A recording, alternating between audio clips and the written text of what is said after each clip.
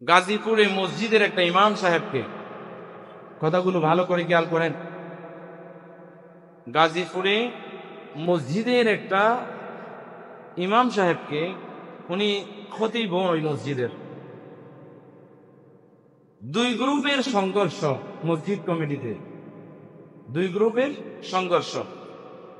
এক গ্রুপ তাকে মেনে নিয়েছে, ওনাকে চাকরিতে জয়েন দিয়ে করেছে।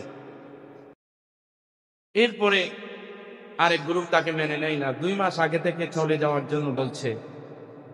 শেষমেশ উনি ওনার অবস্থানে, নিয়োগপ্রাপ্ত অবস্থানেই টিকে থাকছেন ছিলেন। শেষমেশ ওনাকে তাড়াতে না পেরে একটা কঠিন মারাত্মক একটা অপবাদ দিয়ে, বলৎকারের অপবাদ দিয়ে, আস্তাগফিরুল্লাহ বলেন, নাউজুবিল্লাহ বলেন, যুগ যুগ ধরে শুধু আলেম উলামা নয়, নবীদের উপর পর্যন্ত এরকম অপবাদ দিয়ে নবীদেরকে পর্যন্ত এক শ্রেণীর জালেমরা মেরে ফেলেছেন, নাউজুবিল্লাহ বলেন। তো সেই পরম্পরায় আলেম ওলামাদেরকে যুগ যুগ ধরে ছোটবেলা থেকে শুনে আসছি, এই বলৎকারের তকমা দিয়ে বিভিন্ন সমাজে বিভিন্ন আলেমদেরকে হেনস্থা করা হয়, কষ্ট দেওয়া হয়, জুলুম করা হয়, জুলুমের শিকার করা হয়। সেখানে আমার মনে হয়, আমার গবেষণায়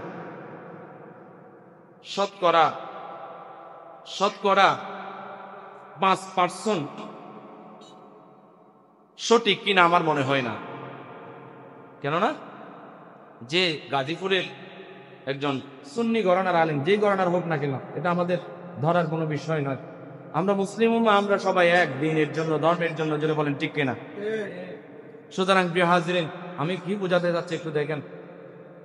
কমিটি দুই গ্রুপের সংঘর্ষ, সেখানে একটা ইমামকে যদি দৌড়াইতে হয়, আইনানুগভাবে দৌড়াও, প্রশাসনিকভাবে তোমরা তাকে বিতাড়িত করো, কিন্তু একটা অপবাদ দিয়ে, মারাত্মক বলৎকারের অপবাদ দিয়ে তাকে দিনে দুপুরে গাছের সাথে বেঁধে মারছো, এটা কখনো সহ্য করা যায় না। তো মারছে, আবার পুলিশ ডেকে, কি ভালো মানুষ, কি সাধু, পুলিশকে ডেকে এনে এই বলৎকারের অভিযোগ দিয়ে, অপবাদ দিয়ে পুলিশের কাছে সুপর্দ করলেন। আর পুলিশ গাড়িতে করে, পুলিশের ভ্যানে করে নিয়ে যাচ্ছেন। ওই ইমামটি তৃষ্ণার্ত অবস্থায় কাতরাচ্ছে, এইরকম জিমুনি আসছে, ঢুলতেছে, যেন এখন মরে যাবে। সেই মুহূর্তে তার পানির তৃষ্ণা চোখে মুখে প্রকাশ করছে। তো পুলিশের হাতে একটা পানির বোতল ছিল, ওই পানির দিকে যখন তাকালেন, এই পুলিশ আমার ভাইও আছে, আমার চাচা ভাই, বিডিআর আছে, আর্মি আছে।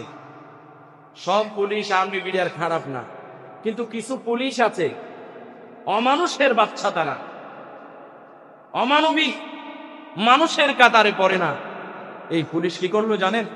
তার মুখের সামনে পানি দেওয়ার ভান করে পানি নিয়ে, আর পানি দেয় নাই। জোরে বলেন না নাউজুবিল্লাহ।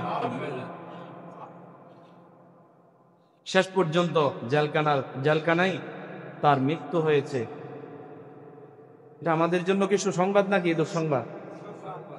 এটা কি মুসলিম উম্মার জন্য সুসংবাদ?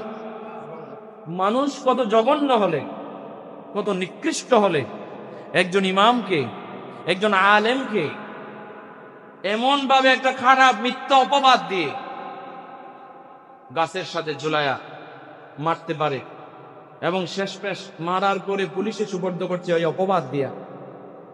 আর এমন অমানবিক পুলিশও আমাদের বাংলাদেশে আছে, যে একজন আলেম মরে যাচ্ছে পানির তৃষ্ণায়, তাকে পানি দেওয়ার বান করে পানি দেয় নাই। জোরে বলেন না নাউজুবিল্লাহ। বিশ্বাস করেন, আমি এই ঘটনার পর থেকে, এই ভিডিওগুলো দেখে, এই ছবিগুলো দেখার পর থেকে আমার চোখের ঘুম যেন হারাম হয়ে গেছে। সবসময় টেনশন কাজ করছে, নিজে অসুস্থ হয়ে গেছে।